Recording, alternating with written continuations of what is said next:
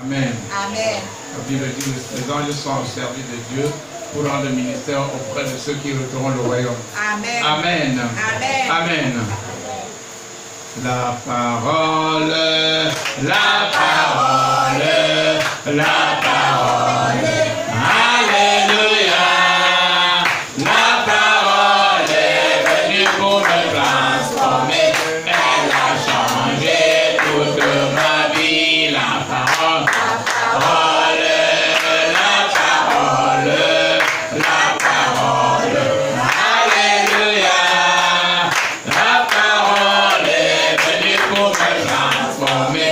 Elle a changé toute ma vie. La parole, la parole, la parole, la parole. Alléluia.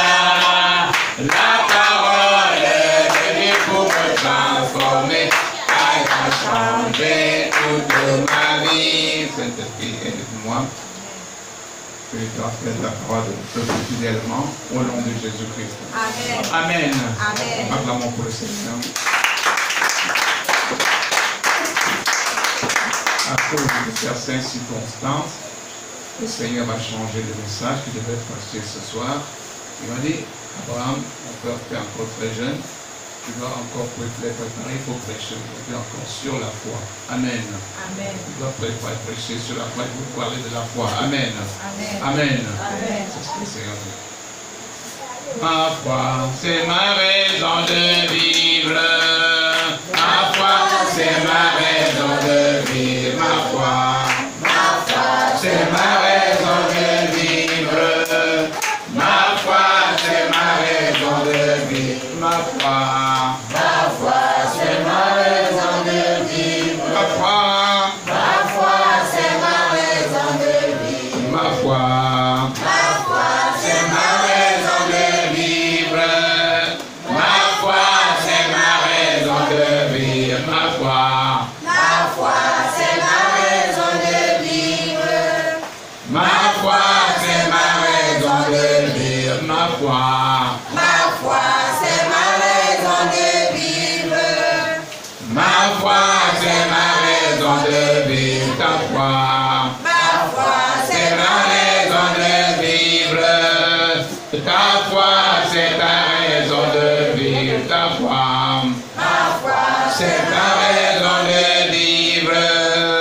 Ma foi, c'est ma raison de vivre. Amen. J'ai dit le juste vivre par la foi. Au nom de Bible.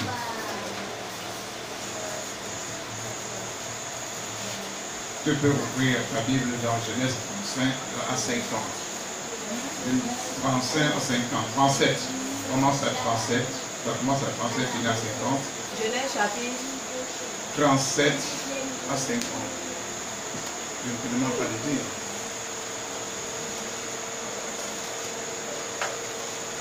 Genèse chapitre 37. 37 à 50. Je ne t'ai pas demandé de lire, mais de prendre voir. 37 à 50.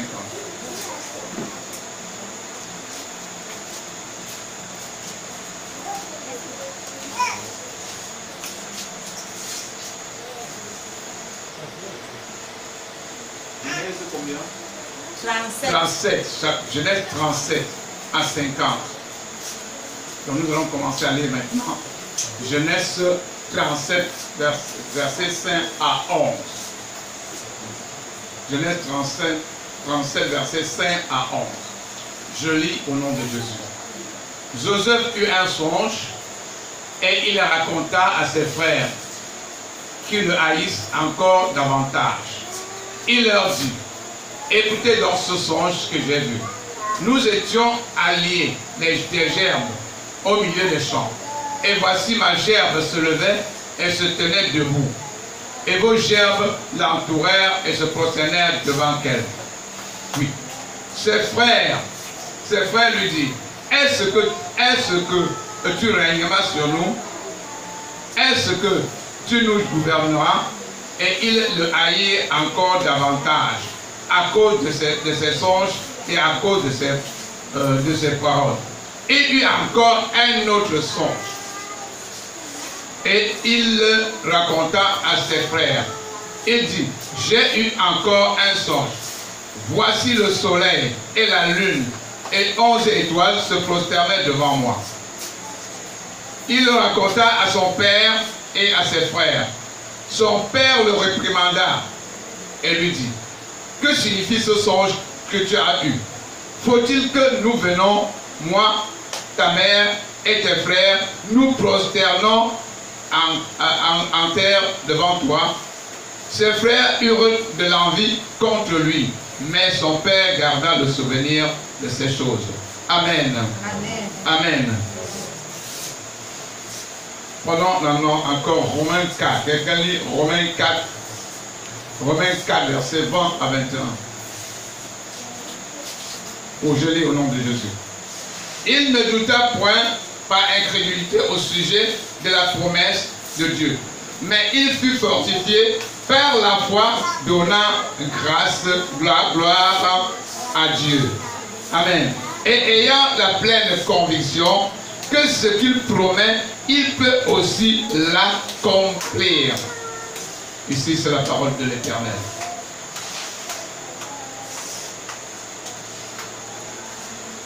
Je dis, la promesse, voici ce que le titre du message, les promesses divines que vous saisissez par la foi deviennent réalité. Amen. Les promesses divines que vous saisissez par la foi deviennent réalité. Ici, c'est le titre du message. Amen. Les promesses divines que vous saisissez par la foi deviennent réalité.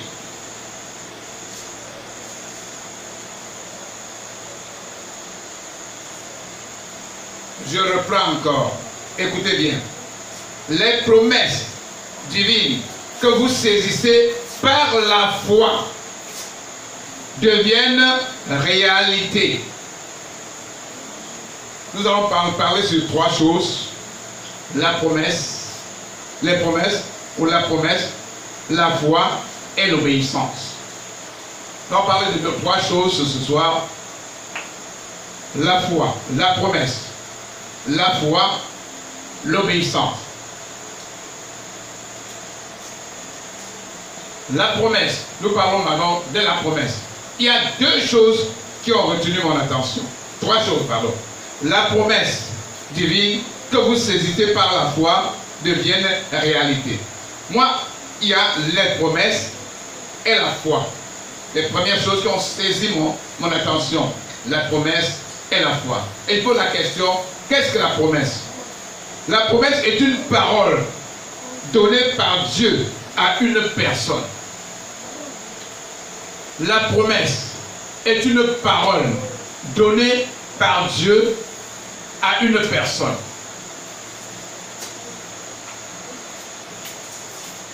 Dieu peut parler à ses enfants. Dieu peut dire des choses à ses enfants. Il peut dire à travers son serviteur. Il peut dire à travers un frère en Christ. Amen. Amen. Dieu parle encore aujourd'hui. La foi, c'est quoi? La foi, c'est l'acceptation. La foi, c'est accepter que ce que Dieu te promet est vérité. Papa dit est vérité. Ça, c'est la foi. Ce que Dieu t'a promis, ce que Dieu t'a dit, c'est la vérité.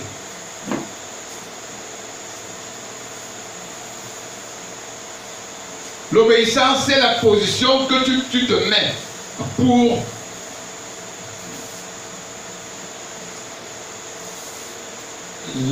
l'obéissance, c'est la position que tu te mets pour que cette parole soit accomplie. Je dis bien. L'obéissance, c'est la position que tu te mets pour que cette parole soit accomplie. Qu'est-ce que la promesse? La promesse est une parole donnée par Dieu à une personne. La foi. La foi, c'est l'acceptation de cette parole. C'est-à-dire, tu acceptes que ce que Dieu a dit est vrai. Et droit, c'est quoi? L'obéissance. L'obéissance, c'est la position que tu te mets pour que cette parole soit accomplie. Amen. Bien. Maintenant, nous allons lire quelque chose. Luc, prenons notre Bible dans Luc. Luc 1. Nous allons d'abord entrer. J'ai quelqu'un que j'aime beaucoup. Je ne peux rien commencer sans qu'il soit avec moi. Luc. Le livre de Luc, prenez le livre de Luc. Luc chapitre 1, qui est à la page. Luc chapitre 1. Luc chapitre 1, verset 30 à 35, 38 et 45. Nous allons commencer par chapitre 30, verset 30. Qui est à la page. Verset 30. L'ange lui dit, ne crains point, Marie, car tu as trouvé grâce devant Dieu. L'ange dit, ne crains point. L'ange lui dit, ne crains point Marie, car tu as trouvé grâce devant Dieu. 31. Et voici, tu deviendras enceinte, et tu enfanteras un fils, et tu lui donneras le nom de Jésus. 32. Il sera grand, et sera appelé Fils du Très-Haut. Et le Seigneur Dieu lui donnera le trône de David son père. 33. Il régnera sur la maison de Jacob éternellement, et son règne n'aura point de fin. 34. Mais Marie dit à l'ange, comment cela se fera-t-il, puisque je ne connais point l'homme? L'ange lui répondit, le Saint-Esprit viendra sur toi, et la puissance du Très-Haut te couvrira de son ombre. C'est pourquoi le seul enfant qui naîtra de toi sera appelé Fils de Dieu. Voici Élisabeth, ta parente, sera enceinte, ta parente a conçu, et elle aussi un fils à sa vieillesse. Et celle qui était appelée stérile est dans son 6e mois, car rien n'est impossible à Dieu. 38. Car rien n'est impossible à Dieu. 38. Marie dit, je suis la servante du Seigneur, qu'il me soit fait selon ta parole. Regardez ici. Marie était une femme comme toutes les autres femmes, comme toi qui es assise là. Mais le Seigneur l'a rencontrée. Le Seigneur a envoyé son ange pour la rencontrer. Parce que ses voix peut-être ont plu au Seigneur. Et le Seigneur a dit, non, je voudrais faire quelque chose dans cette vie. J'ai un travail à faire dans cette vie. Il a envoyé son ange pour aller rencontrer Marie. Et dire quelque chose à Marie. Marie n'était même pas encore mariée. Mais le Seigneur lui a parlé. Il lui dit, l'ange lui dit, ne crains point Marie, car tu as trouvé grâce. Écoutez là, tu as trouvé grâce. Tu as trouvé grâce. Tu as trouvé grâce devant Dieu. La grâce, c'est ce que nous ne méritons pas. Il dit, ne crains point, car tu as trouvé grâce devant Dieu. Et voici, tu deviendras enceinte et tu enfanteras un fils et tu donneras le nom de Jésus. Là, on vient vous dire directement, suitement, des choses comme ça. Tu n'es même pas encore marié. Peut-être tu viens d'être fiancé. Mais on te dit, Marie a posé la question. Et il a compris. Il dit, et voici, tu deviendras enceinte et tu enfanteras un fils et tu lui donneras le nom de Jésus. Marie dit à l'ange, comment cela se fera-t-il puisque je ne connais point d'homme? Je ne connais point d'homme. Ça doit se faire comment? Je ne suis pas encore marié, mais tu viens me dire certaines choses. Ça va se passer comment? La jeune fille était étonnée. On n'a pas dit que ce sera avec son mari, qu'elle doit avoir un enfant. Mais on a dit seulement ceci. Elle dit, mais comment ça doit se passer ça? Là. Et l'ange lui répondit, le Saint-Esprit viendra sur toi et la puissance du Très-Haut te couvrira de son nom. C'est pourquoi le Saint-Enfant qui naîtra de toi sera appelé Fils de Dieu. Regardez, Marie est une femme. Elle connaissait qui est Dieu. Elle connaissait que, je pourrais dire, c'était un enfant de Dieu. Parce qu'elle craignait Dieu de tout son cœur. Elle craignait Dieu. Parce que nous disons, la crainte de Dieu, c'est le commencement de la sagesse.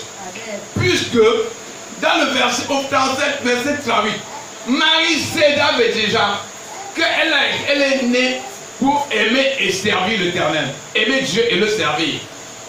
Est-ce que vous voyez ça? Elle a compris qu'elle savait déjà que Dieu m'a créé pour l'aimer et le servir. C'est pourquoi Marie va répondre ici. Marie dit, je suis la servante, écoutez-le, je suis la servante de l'Éternel.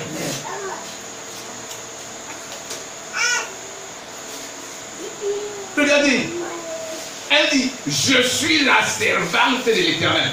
Ça veut dire que quand elle dit, je suis la servante de l'Éternel, ça veut dire qu'elle marche selon la volonté de Dieu. Oui. Si c'est toi, tu as dit, moi qui, tu dois commencer à douter de toi-même. Pourquoi tu dois douter de toi-même? Parce que tu ne marches pas dans la volonté de Dieu. Mais Marie ici répond. Elle répond. Elle dit, je suis. Elle dit, je suis. Il dit, je suis la servante du Seigneur. Qu'il me soit fait selon ta parole. Et l'ange, quand elle a prononcé ce mot, l'ange est parti. L'ange est parti. Ça veut dire que cette femme, cette jeune fille a cru. Elle a accepté. Elle a cru que cette parole venait directement de Dieu. Puis elle dit, je suis, elle confirme, elle dit, moi, je suis la servante de l'Éternel.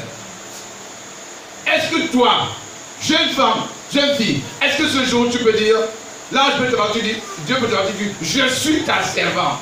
Amen. Est-ce que toi aussi tu peux dire comme Marie, je suis ta servante. Amen. Parce que tu es enfant de Dieu. Tu as été créé pour l'aimer et le servir. Tu es enfant de Dieu, tu es quelqu'un qui craint le Seigneur. Tu marches comme le Seigneur voudrait que tu marches. L'ange peut te rencontrer comme il a rencontré Marie. Est-ce que tu es prêt à accepter ce que l'ange doit te dire? Est-ce que tu marches dans la volonté de Dieu? Est-ce que tu marches dans la volonté de Dieu? Moi je dis ici, Marie marchait dans la volonté de Dieu. Parce qu'elle déclare, Marie dit, je suis la servante de l'Éternel. Elle dit, je suis la servante de l'Éternel. Qu'il me soit fait selon ta parole. Et quand l'ange a écouté la parole qui est sortie de la bouche de Marie, elle a dit, cette femme a cru. Regardez, quand nous allons au verset 45, elle va maintenant chez sa cousine, sa cousine Élisabeth. Écoutez, quand elle entre, elle se salue. Écoutez ce que Élisabeth va dire à Marie. Heureuse! Je voulais vous dire que c'est une femme qui a cru au Seigneur, n'est-ce pas? C'est une femme qui a cru au Seigneur. Il dit, Marie dit, je suis la servante du Seigneur, qu'il me soit fait selon ta parole. Et l'ange la quitta. Au verset 45, il dit, heureuse celle qui a cru. Suivez-moi bien. Et Élisabeth, elle entre dans la maison de sa cousine Élisabeth. Il cause avec Élisabeth. Élisabeth dit, heureuse celle qui a cru, parce que les choses qui lui ont été dites de la part du Seigneur auront leur accomplissement. Amen. Est-ce que vous comprenez ça? Amen. Ça, c'est une prophétie de Marie. Amen. Non, ça veut dire que Dieu s'est révélé d'Élisabeth. Dieu s'est révélé aussi à Élisabeth. Parce qu'Élisabeth, sa cousine, elle dit, heureuse. Marie venait de déclarer quelque chose à l'ange. Il dit, Marie dit, je suis la servante du Seigneur. Qu'il me soit fait selon ta parole. Et elle entre chez Élisabeth maintenant. Écoutez ce que Élisabeth lui dit. Heureuse celle qui a cru. Heureuse celle qui a cru. Parce que les choses qui lui ont été dites de la part du Seigneur auront leur accomplissement. Amen. Amen. Acclamez pour la parole du Seigneur.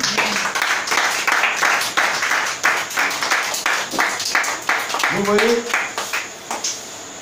jeunes gens, jeunes frères, jeunes sœurs, nous devons craindre le Seigneur. Nous devons avoir la crainte du Seigneur.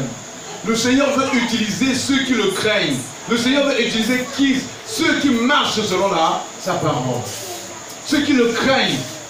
Si tu crains Dieu, Dieu doit t'utiliser. Comme Dieu a utilisé cette femme, cette jeune fille, Marie. Dieu a regardé.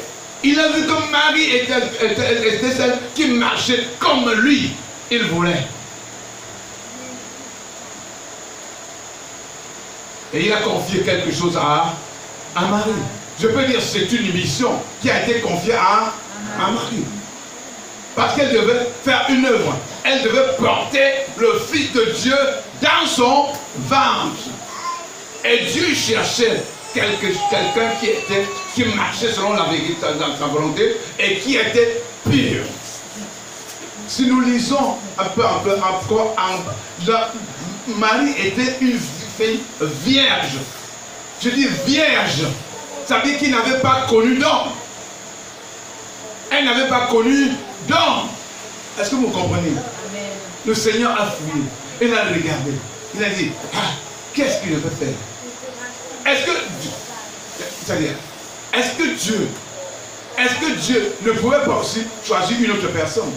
Dieu pouvait choisir une autre personne qui était comme Marie.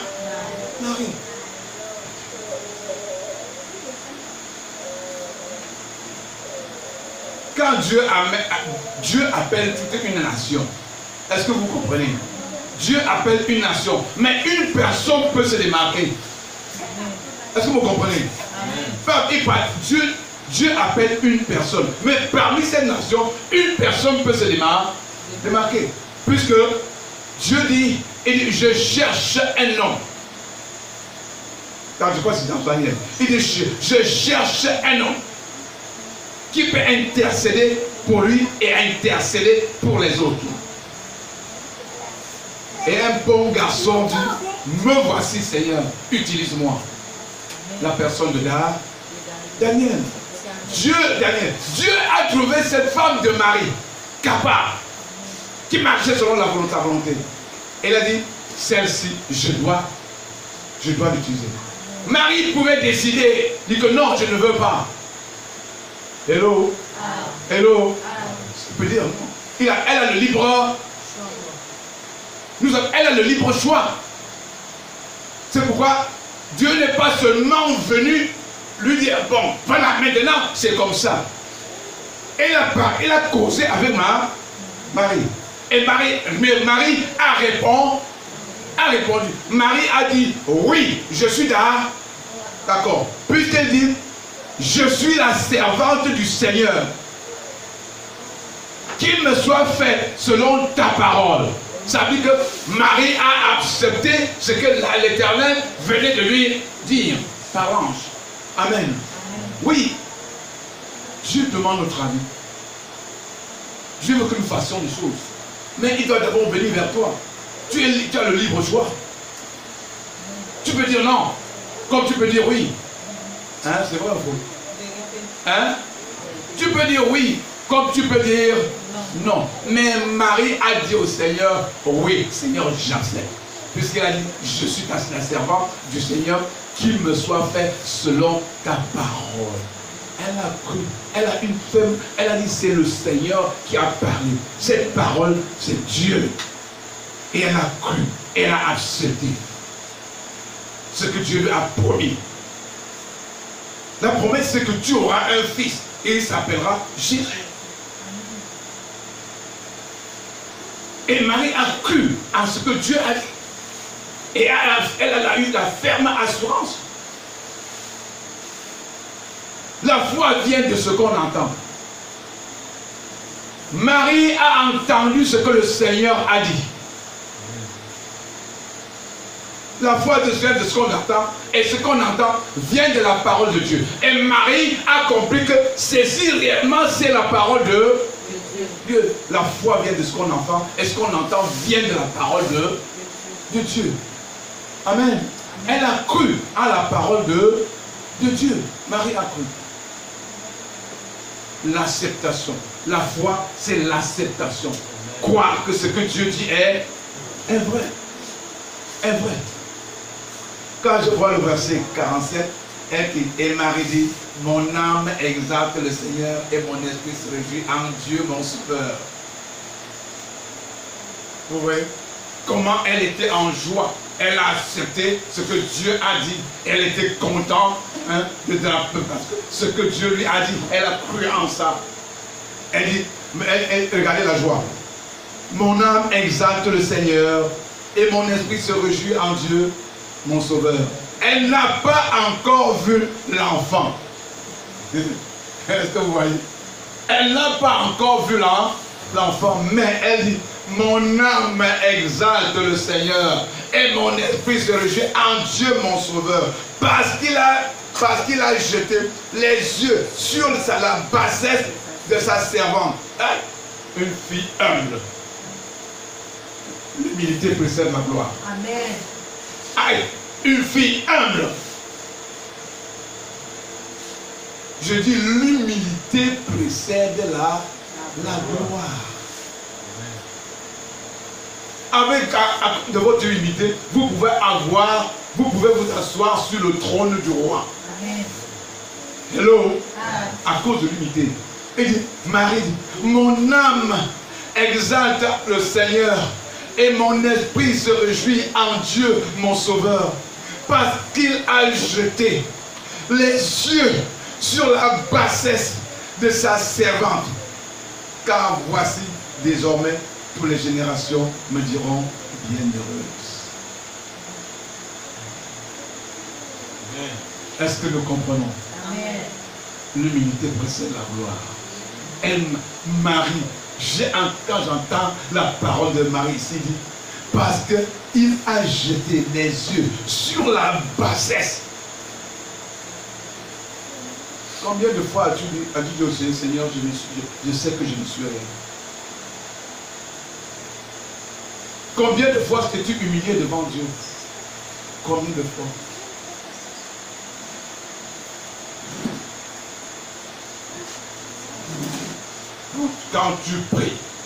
Quand tu pries même, tu hoches les épaules. Tu ne parles pas avec bassesse, comme Marie est en train de parler ainsi. Elle reconnaît qu'elle ne peut rien sans Dieu. Elle dit ici que Dieu, tu es tout pour moi. Je ne suis rien. C'est toi qui es quelque chose. Moi, Marie, je ne suis rien. Amen. Amen. Amen. Amen.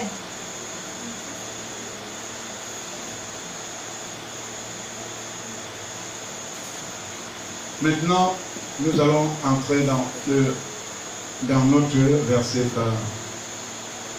Prenons notre livre. Genèse 37, verset 5 à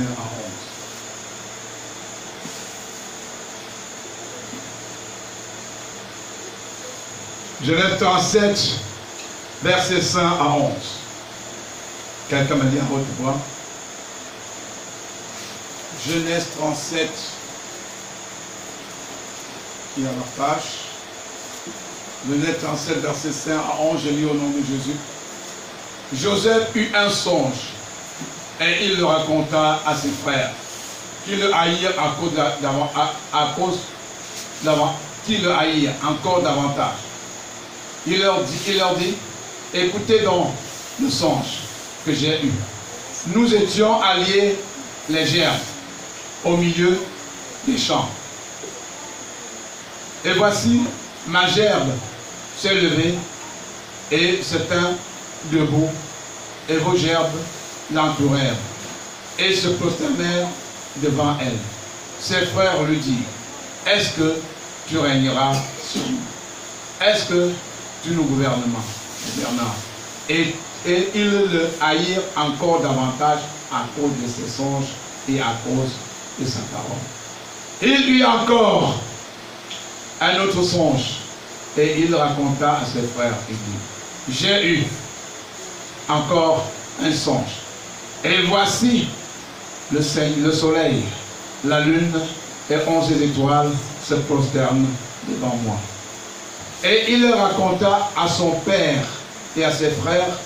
Son père le réprimanda. Son père le réprimanda. Son père le réprimanda et lui. Que signifie ce songe que tu as vu? Faut-il que nous venions, moi et ta mère et tes frères, nous prosternons en terre devant toi? Ses frères heureux de l'envie contre lui, mais son père garda le souvenir de ces choses. Amen. Papa Isaac, il ne faut pas réprimander les enfants quand ils disent que maman, papa, j'ai vu une vision, j'ai vu un rêve sur telle ou telle chose. Quand un enfant te dit, papa, j'ai vu en vision, j'ai vu un rêve telle chose, tu dois t'asseoir avec l'enfant et lui le comprendre, qu'il t'explique exactement ce qu'il a vu. Parce que la chose qu'il a vue pourra être importante pour ta propre famille, pour l'enfant aussi. Donc c'est la chose que nous négligeons, et que ça nous affecte demain. Et nous nous donnons bien à cause de, parce que nous avons vu un songe, ton enfant a vu un songe, ou tu as vu un songe et tu as négligé. Il y a des songes que nous voyons et nous devons anéantir ces songes, détruire ce songe à l'immédiat. Sinon ces songes, ces révélations que nous avons, ces songes, les mauvais songes que nous avons, pourra affecter notre vie. Amen. Amen. Joseph était un jeune. Joseph était un jeune garçon d'environ 17 ans. Il a reçu une vision de la part du Seigneur. Qu'est-ce que Joseph a fait? Il a raconté cette vision à son père, à ses frères. Mais le père a compris vite. Le père a compris vite la vision. Et c'est pourquoi le père va commencer à réprimander Joseph par rapport à la vision. Il va dire, ben, bon, ça dit que tu veux dire que tu seras leader. Tu vas être leader sur nous. Ça dit que c'est toi donc qui dois nous commander. Moi et ta mère, tu vas nous commander. Tu vas être au-dessus de nous. Papa commence à réprimander. Il dit, mais ça c'est quoi? Qu'est-ce que l'enfant veut dire? L'enfant veut dire, ça veut dire que celui qui va nous commander, celui qui sera au-dessus de nous. Il a recommandé, si c'était un enfant, papa, en reprenant comme ça, devrait détruire ce que l'enfant avait reçu. Mais il a parlé de ce rêve à l'enfant. Regardez les enfants intelligents. Il a dit, ça veut dire que tu seras leader sur nous. Tu veux dire que nous allons nous prosterner devant toi. L'enfant a compris maintenant le sens de la vie. Est-ce que vous comprenez? L'enfant a compris le sens de la vision. Et l'enfant a gardé cette vision au fond de lui. Le jeune Joseph ayant compris le sens de la vision, il est resté accroché. Il a gardé jalousement cette vision. Il a eu une foi ferme. Il a dit, cette vision s'accomplira certainement un jour. Amen. Amen. Il a dit, cette vision s'accomplira certainement un jour. Joseph a gardé la vision. Il a gardé la vision. Gardez la vision. Et il a dit, cela s'accomplira. Il a dit, ce que Dieu a dit est vrai. Et ce que Dieu dit est vrai. Prenons Romains 3, verset 4. Quelqu'un prend Romains 3, verset 4.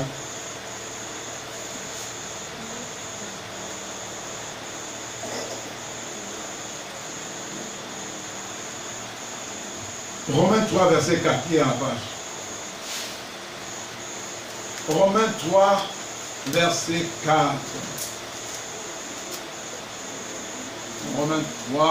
Romains 3, verset 4. 3, verset 4, je lis au nom de Jésus. Loin de là, que Dieu, au contraire, soit reconnu vrai. Que Dieu soit reconnu vrai, au contraire, soit reconnu que Dieu, au contraire, soit reconnu pour vrai et que tout homme pour menteur, selon qu'il est écrit, afin que tu sois trouvé juste devant lui. Dieu a le dernier mot. C'est la parole de Dieu qui est vraie. Tout ce que nous faisons ici dehors là, tout ce que nous disons là dehors aujourd'hui, si Dieu a dit oui, personne ne peut dire non. Quand Dieu dit oui, personne ne peut dire non. Moi, je regarde à ce que Dieu a dit et nous devons regarder à ce que Dieu a dit et non ce que les hommes sont en train de dire. Amen. Amen.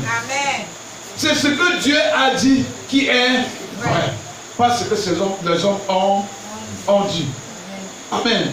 Je ne veux pas commenter dessus. Je sais que c'est ce que Dieu a dit qui est vrai. Amen. Ce que l'homme peut te dire, ce sont des babaisses. Amen. Amen. Amen. Amen. Si Dieu dit oui, personne ne peut dire oui. Amen. Je dis si Dieu dit oui, personne ne peut dire non. Il peut prendre le tout petit là derrière, qui n'est rien, et faire de lui un président de la République, selon sa volonté. C'est lui qui a le dernier mot. Amen. Et quand il dit oui, personne ne peut dire non. Quand il bénit, personne ne peut maudire.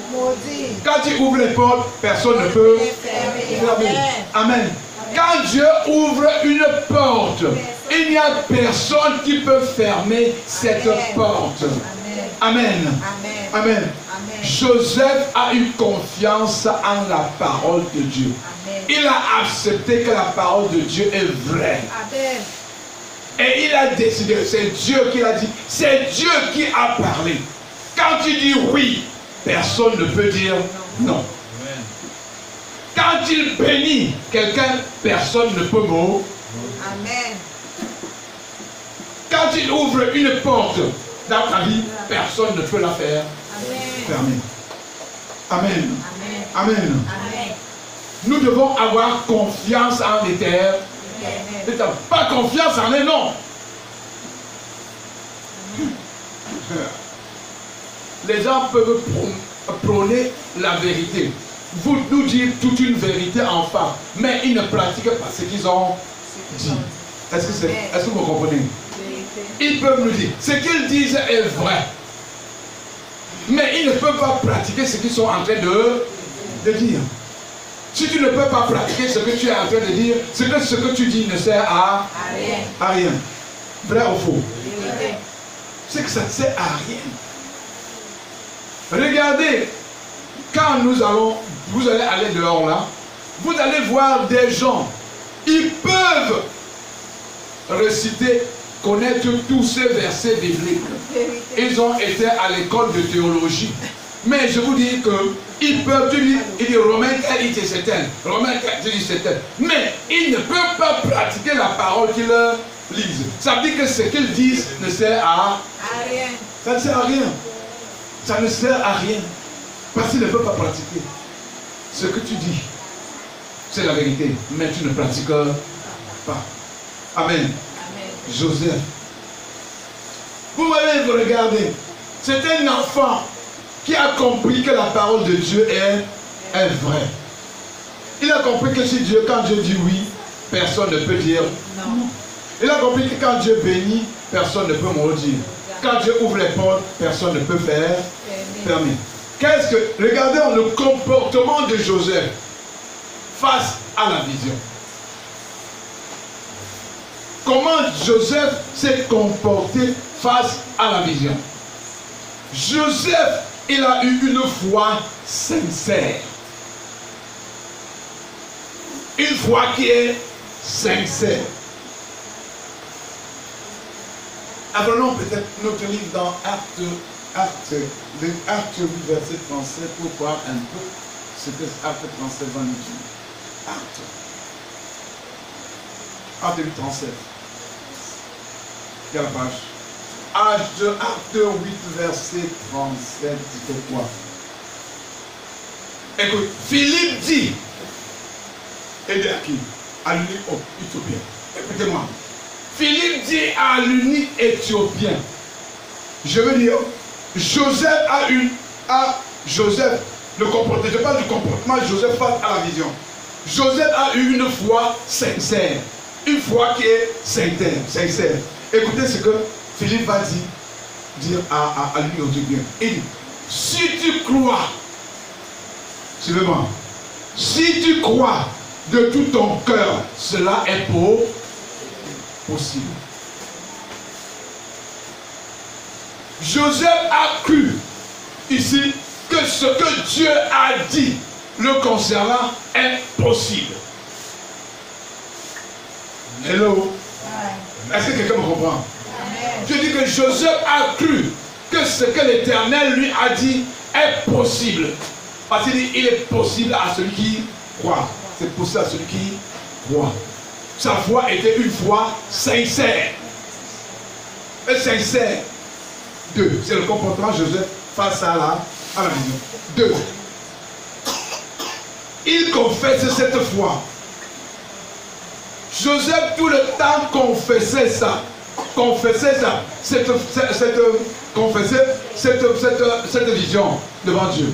Il rappelait à Dieu ce qu'il a vu. Chaque fois, Joseph était en train de rappeler à Dieu ce qu'il a dit. Seigneur, tu as dit. Et ça veut dire que ses pensées étaient focalisées sur la vie, sur la vision. Hello? Hello? Est-ce que quelqu'un me comprend? J'ai dit. Il confessait cette vision. Il confessait à chaque fois cette vision. Prenons Matthieu 10, 32.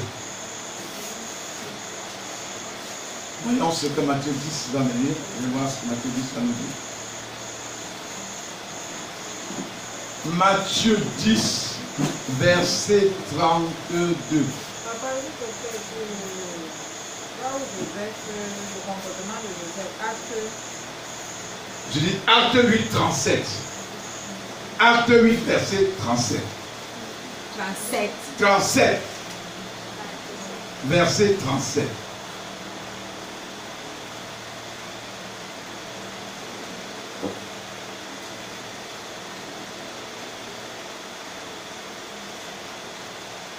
Acte 8, 37.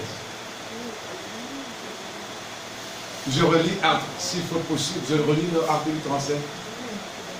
Que je reviens dans Acte 8, 37.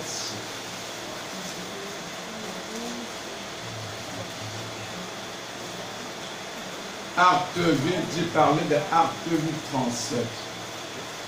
8, verset 37. Philippe dit, si tu crois de tout ton cœur, cela est possible. Est-ce que tu m'as compris maintenant? Hein? Bon, nous parlons de... Il confesse cette vision. Nous allons en parler de Matthieu 10, 32. Matthieu 10. À chaque fois, il rappelait cette vision à Dieu. Matthieu 10, 30. Je dis Matthieu 10, combien? 32. 32, il dit.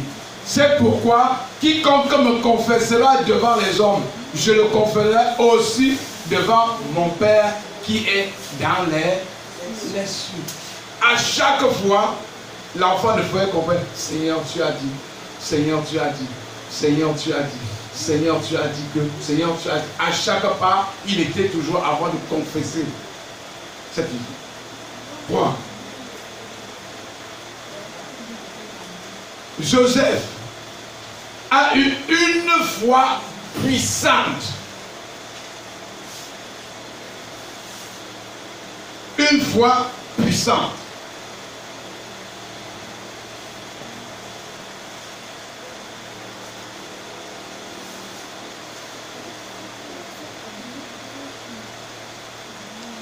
Il a une foi puissante.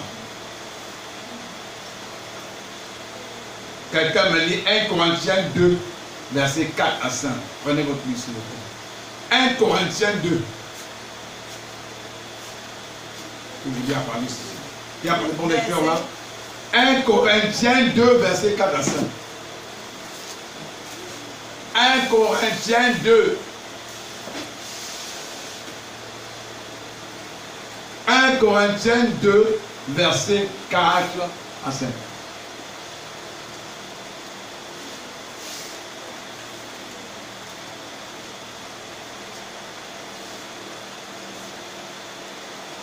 Elle parle de la souffrance de Joseph.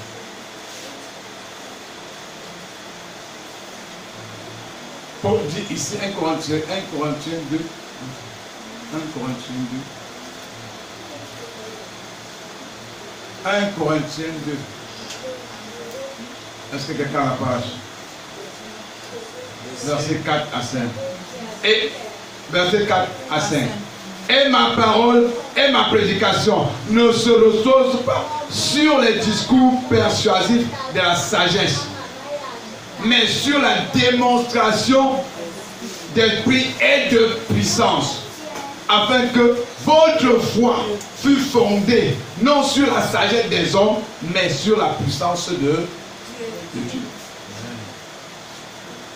Dieu est puissant. Il a cru. Il a eu une grande foi. Plus à la puissance de Dieu. Prenons maintenant notre Bible. Nous allons voir les épreuves de la souffrance de Joseph. Lisons Genèse 39, verset 1 à 5. Comment le frère d'enfant a marché. Genèse 39.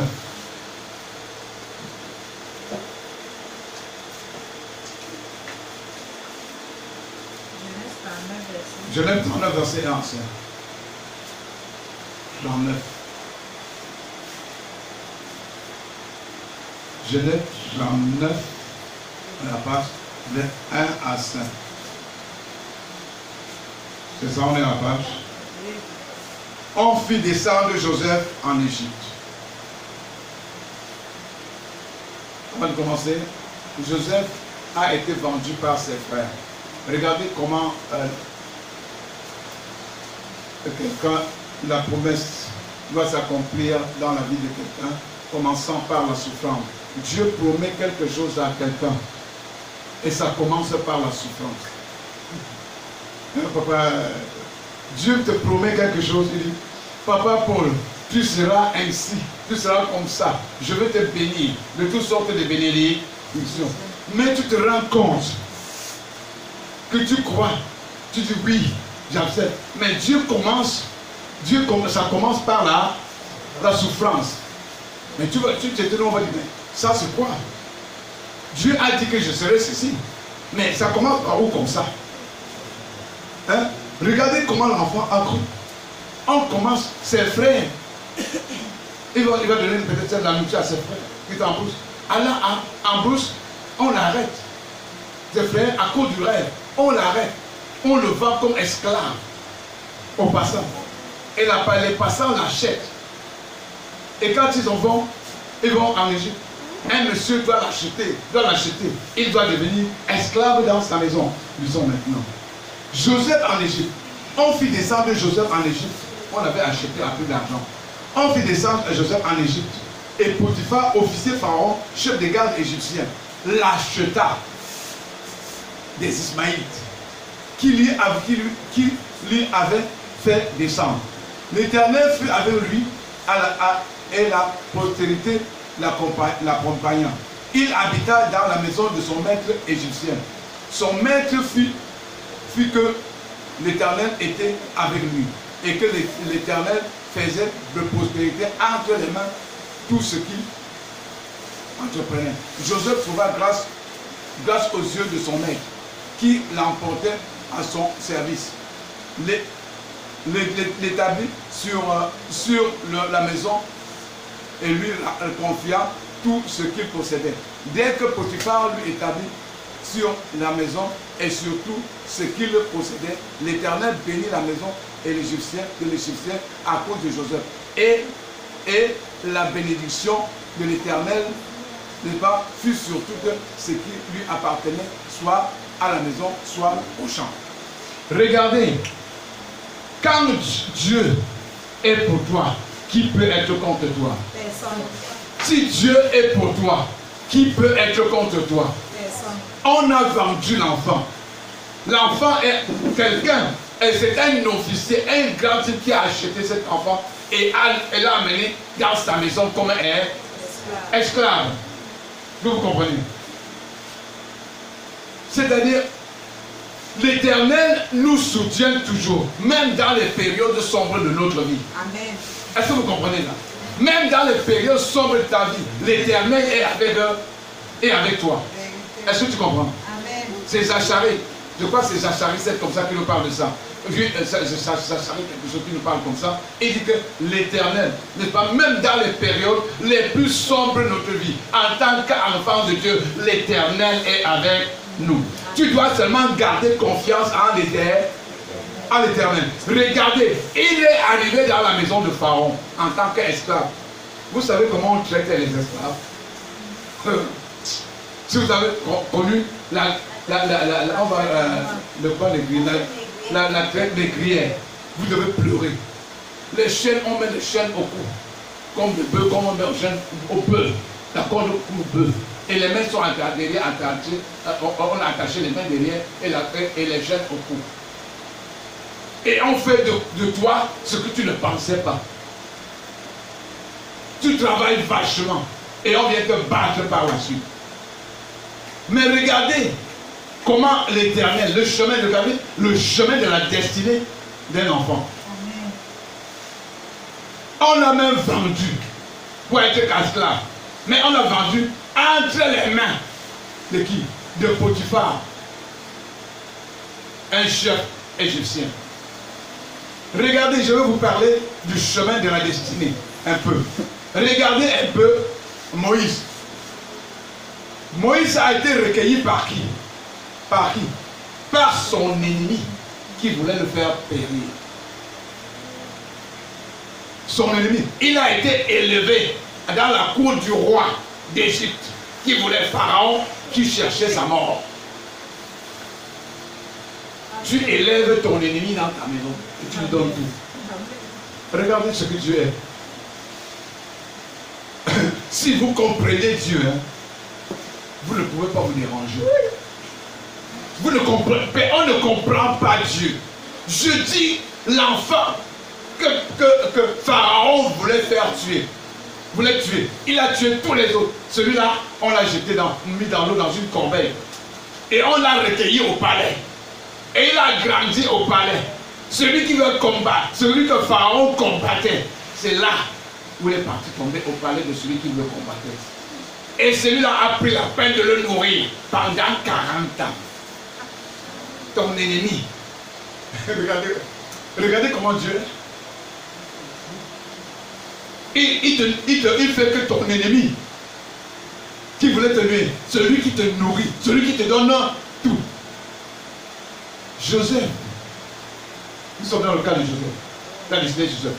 Joseph, lui, on l'a vendu chez Potiphar. Il était comme un esclave. Mais regardez comment Dieu travaille avec ses enfants. Dans la maison de Potiphar, Potiphar lui a donné tout dans la maison, sauf une chose.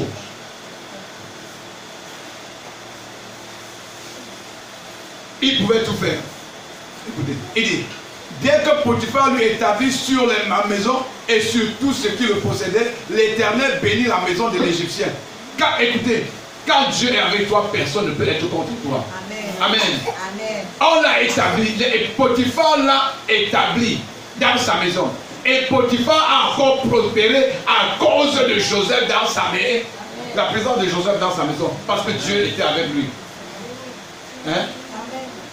Quand tu es un enfant de Dieu, dans les périodes sombres de ta vie, ne crains rien. je dis ce qui est vrai. Dans les périodes sombres de ta vie, ne crains rien, parce que l'Éternel est avec toi. Il a dit, si je suis pour toi, si je suis pour toi, qui peut être contre toi? Personne.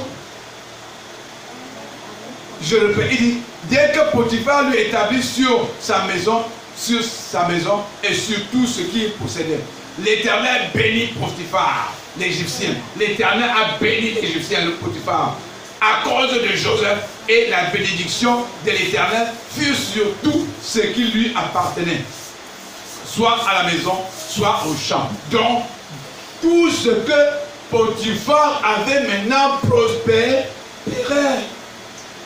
Et Potiphar est devenu encore plus prospère. Le chemin, c'est ce qu'on appelle le chemin de la guerre. Ce qui arrive sur le chemin de ta destinée, quand tu avances, ne te dérange pas. Accroche-toi seulement à l'Éternel, parce qu'il est avec toi. Si tu as reçu la promesse de Dieu, accroche-toi à cette promesse. Même si tu es dans la vallée de l'ombre de la mort. Amen. Je dis, même si tu es dans la vallée de l'ombre de la mort, ne crains rien, car l'Éternel est avec toi. Amen. Hello. Abel, Négro, Mécha et Sadar n'étaient-ils pas dans la fournaise? Amen. Dieu n'était-il pas avec eux? Hein? Daniel n'était pas dans la fosse au lion? Dieu n'était-il pas avec Daniel? Amen. Si je suis avec, si Dieu est avec toi, qui pourra être contre toi? Personne. Hello. Hello. Il est, je dis, même dans la période la plus, dans la sombre période de votre vie, l'Éternel est avec eux. Amen. Amen. Amen. Amen. Continuons. Après ces choses, il arriva. Regardez comment le Seigneur va faire. Regardez, c'est. Après ces choses, il arriva que la femme de son maître porta les yeux sur Joseph et dit, couche avec moi. Vous voyez, ça, c'est l'ennemi qui vient. Mais c'est le chemin de la destinée. Tout concourt au bien de ceux qui aiment Dieu. Suivez-moi bien. Peut-être vous ne comprenez pas cette parole. J'aurais à vous expliquer ça un jour. Tout concourt au bien de ceux qui aiment Dieu. Maintenant, regardez le chasse, et quand je dis tout concourt au bien de ceux qui aiment Dieu, c'est le chemin de la destinée. Nous sommes sur la foi. Mais nous entrons dans c'est le chemin de la destinée. C'est le chemin de la destinée. Maintenant, il arrive quelque chose. Mais, Potiphar avait donné tout à Joseph. Tu peux gérer toutes choses. Mais sa femme, la femme de Potiphar, il ne peut pas tout toucher. Amen. Mais qu'est-ce que la femme vient? La femme lance son regard sur Job. Mais parce que Joseph était d'abord un enfant beau. Hein. Il était un petit beau garçon. Petit beau garçon. Que la femme de Potiphar a lancé le regard. Et après cela, il arriva que la femme de son maître porta les yeux sur Joseph et dit, couche avec moi. Il refusa et dit à la femme de son maître, voici mon maître ne prend avec moi connaissance de rien de la maison. Il a remis entre mes mains tout ce qui lui appartient. Il n'est pas plus grand que moi dans cette maison. Et il ne m'a rien interdit. Écoutez, et il ne m'a rien interdit. Excepté toi. Il dit, excepté toi. Donc moi, j'ai droit sur toutes les choses de la maison, mais toi, je n'ai pas droit sur toi. Amen. Parce que tu es sa femme. Et écoutez, un garçon qui craint l'Éternel. Écoutez, un garçon qui craint l'Éternel. Il dit à la femme de Potiphar, comment ferais-je un si grand mal? Péché, et t'écoute qui craint l'Éternel. Pécherai-je contre mon Dieu? Regardez ce que la crainte de l'Éternel, quelqu'un qui a la crainte de l'Éternel, il dit, m'aide Il dit que, comment ferais-je un si grand mal? Ce que la femme de Potiphar demande à Joseph, Joseph considère là comme un si grand mal. Il dit, comment ferais-je un si grand mal et pécherais contre Dieu? Un si grand mal à son maître et un péché contre son Dieu. Regardez comment il a aimé son maître et aimé Dieu. Il dit pécherait contre Dieu.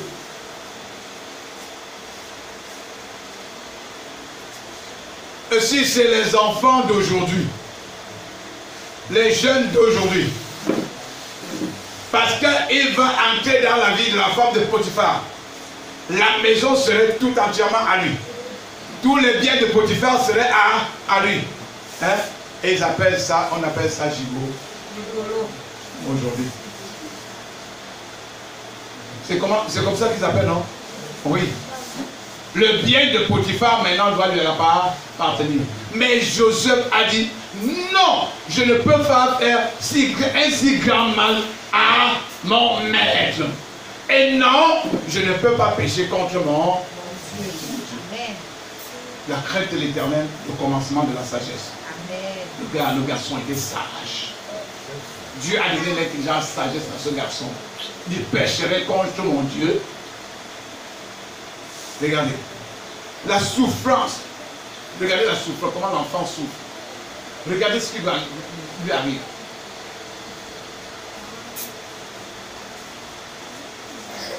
Regardez.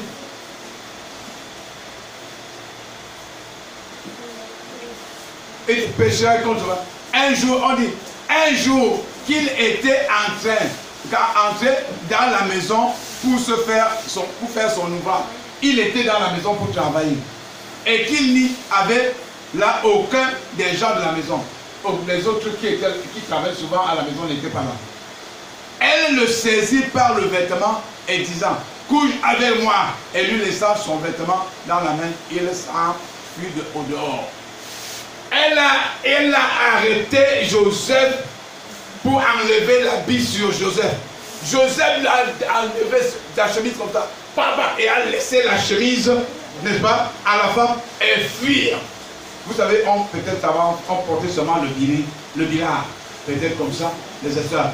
Elle a laissé le haut à la femme et s'enfuit. Et quand il s'est enfui maintenant, vous allez voir dans la Bible, il a laissé complètement. La femme va crier maintenant dans le quartier. Regardez ce que l'homme là, le gars là a fait. Regardez son vêtement. Il voulait faire ceci. Il voulait faire seulement. Ah, voici son vêtement. Ah. Regardez la circonstance. Et je vous dis, Potiphar aimait ce garçon. Potiphar aimait Joseph. Et Potiphar, dans son cœur, savait que Joseph ne pouvait pas faire cette chose-là. Est-ce que vous savez ça? Lisez bien. Potiphar savait que Joseph était un garçon qui marchait selon la volonté de Dieu. Et Potiphar savait que Joseph ne pouvait pas faire ces choses-là. Mais, tout le peuple connaissait déjà et la femme a crié. Et à cause des yeux des hommes, à cause de sa femme, il fallait que Joseph aille en prison. Et c'était le chemin de la destinée. Regarde la promesse qui t'a été donnée, papa. Isaac. Regarde comment tu vas aller à la prison et que Dieu t'avait dit quelque chose. Voilà ce que tu seras. Si c'est toi aujourd'hui, tu vas commencer à pleurnicher. Tu dis, Dieu là, je ne comprends même pas. Moi, je ne comprends même pas. Alors que le chemin de la destinée. C'est pourquoi je dis, tout concourt au bien de ceux qui aiment Dieu.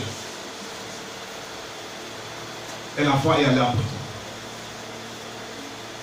Lisons maintenant Jacques. Jacques chapitre. Non. Lisons, nous avons dit déjà 39 versets. Attends. Oui. Attends, 20. On est arrivé. Non, attends, je lis 20 d'abord. Il prit Joseph et le mit. Genèse. On disait Genèse 39, verset 7, 8, 9, 11, 12 à 20. Disons 20. Il prit Joseph et le mit dans la prison, dans le lieu où les prisonniers, les rois étaient enfermés. Il fut là, en prison. L'Éternel fut avec Joseph. On le prend maintenant, on le met en prison. Regardez le chemin de la destinée, la souffrance. Mais dans notre souffrance, le Seigneur est toujours avec nous. Amen. Amen. Je dis que dans les périodes sombres de ta vie, le Seigneur est toujours avec toi. On prend Joseph, on le met maintenant en prison. Tu devais dire, mais qu'est-ce que cette histoire-là maintenant encore? Voilà que je vais encore en prison. Demain j'étais esclave. C'est si. Mais Joseph savait. Joseph était un enfant qui avait la ferme assurance que Dieu va accomplir ce qu'il a dit. La foi vient de ce qu'on entend, et ce qu'on entend vient de la parole de Dieu. L'enfant avait confiance en la parole de Dieu, en ce que Dieu a dit. Quelles qu'en soient les épreuves, quel qu'en soit, quoi que ce soit, n'est-ce pas? La parole de Dieu doit s'accomplir. La parole de Dieu soit accomplie. Amen. Amen. La parole de Dieu doit s'accomplir. Jacques 1, verset 3 à 4.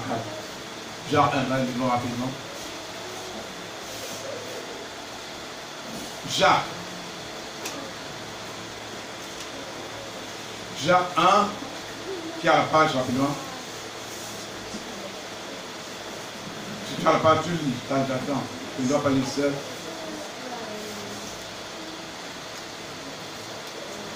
Jacques 1.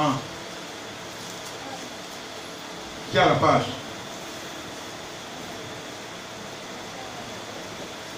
Lisez-la derrière, Jean 1. J'attends. Jean 1. Jean 1. Écoutez-moi. Sachant que l'épreuve de votre foi produit la patience. Sachant que l'épreuve de votre foi produit la patience. Mais il faut que la patience accomplisse parfaitement son œuvre, afin que vous soyez parfaits et accomplis sans faillir à rien.